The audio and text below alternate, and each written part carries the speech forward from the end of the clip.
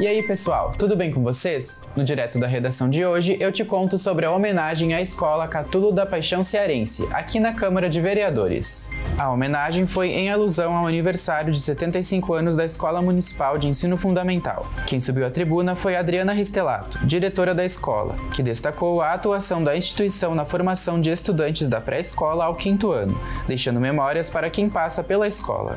E na última terça-feira, a Bienal Brasileira de Foto foi aberta à visitação, também aqui na Câmara.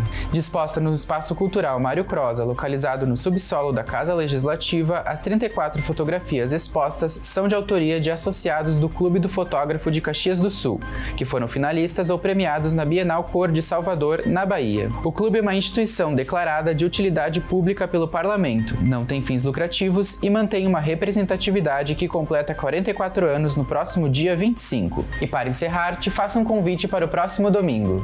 O Coro Juvenil do Moinho UX apresenta o espetáculo Moinho Nômade, dia 15 de setembro, no Teatro Municipal Pedro Parente, aqui em Caxias. É inspirado no álbum musical Nômade, da cantora moçambicana Lena Barrulli, que irá se apresentar junto ao coro. As apresentações envolvem texturas sonoras pautadas em arranjos vocais a capela, com acompanhamento instrumental e percussão corporal. Você encontra informações sobre os ingressos através do QR Code na tela. Por hoje é só. Até a próxima!